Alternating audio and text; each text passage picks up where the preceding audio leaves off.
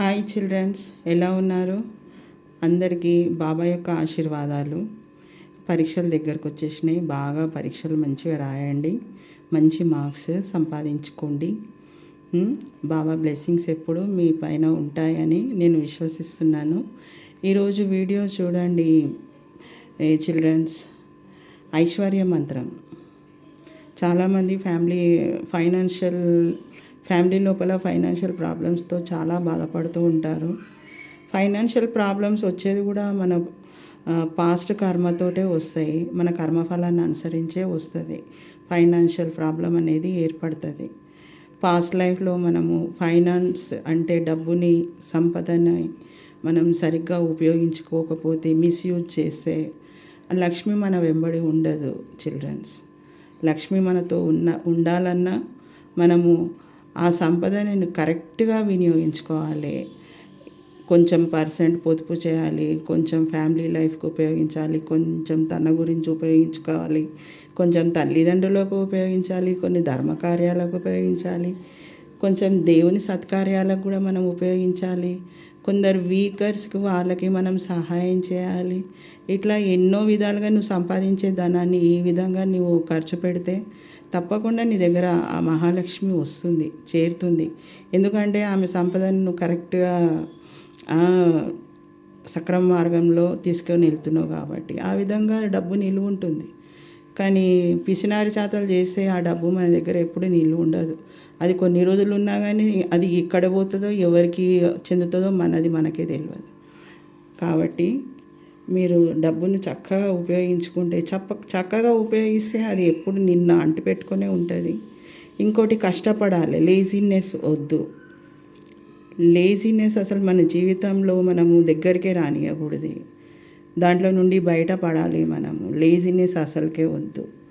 ఆడంబరాలు, comforts నీకు ఎంత కావాలో అంతే చూసుకో, అంతకంటే ఎక్కువ ఆశ పడకు. ఆ విధంగా ఉంటే ధర్మం ఎప్పుడు నీ వెంబడే ఉంటుంది. డివైన్ బ్లెస్సింగ్స్ కూడా ఎప్పుడు నీ దగ్గరనే ఉంటాయి. సరే, ఈరోజు మనము ఐశ్వర్య మంత్రం గురించి చెప్తాను. ఈ ఐశ్వర్య మంత్రాన్ని డైలీ 27 times చాంటింగ్ చేయండి. కష్టపడి పని చేయండి. మీరు ఏ రంగంలో ఉన్నారో, ఏ రంగంలో మీరు ఉన్నారో తెలీదు. ఆ రంగం లోపల మీకు సక్సెస్ రావాలి, మీకు ఫైనాన్షియల్ ప్రాబ్లమ్స్ రాకూడదు.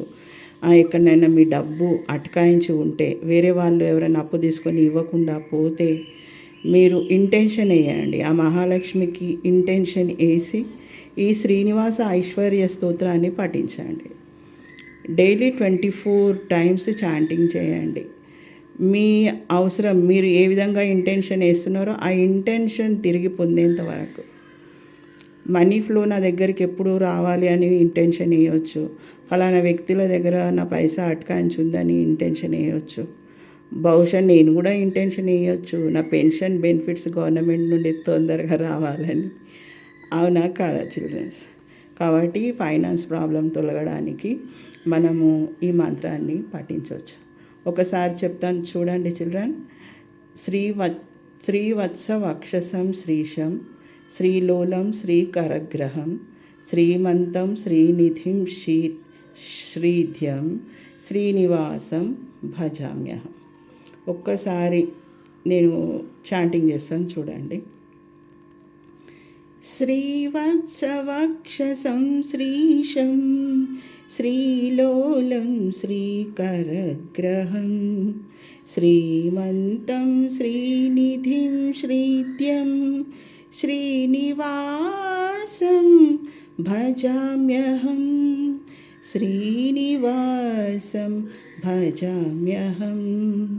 శ్రీవత్సవక్షసం శ్రీశం, శ్రీలోలం శ్రీకరగ్రహం, శ్రీమంతం శ్రీనిధిం శ్రీధ్యం, శ్రీనివాసం భజామ్యహం, శ్రీనివాసం భజామ్యహం. మంచి నమ్మకంతోని, అమ్మవారి పైన ప్రేమతోని, భక్తితోని, శ్రీనివాసుని పైన కూడా, నారాయణుని పైన కూడా ప్రేమతోని, భక్తితోని ఈ మంత్రాన్ని మీరు చాంటింగ్ చేస్తే మీరు చాలా మంచి లాభాన్ని పొందుతారు. పిల్లలు, పెద్దలు కూడా చూడండి, ప్రయత్నం చేయండి. వీలైతే నా ఛానల్ని సబ్స్క్రైబ్ చేసుకోండి, లైక్ చేయండి, షేర్ చేయండి. Okay, bye. ఓం సాయిరామ్.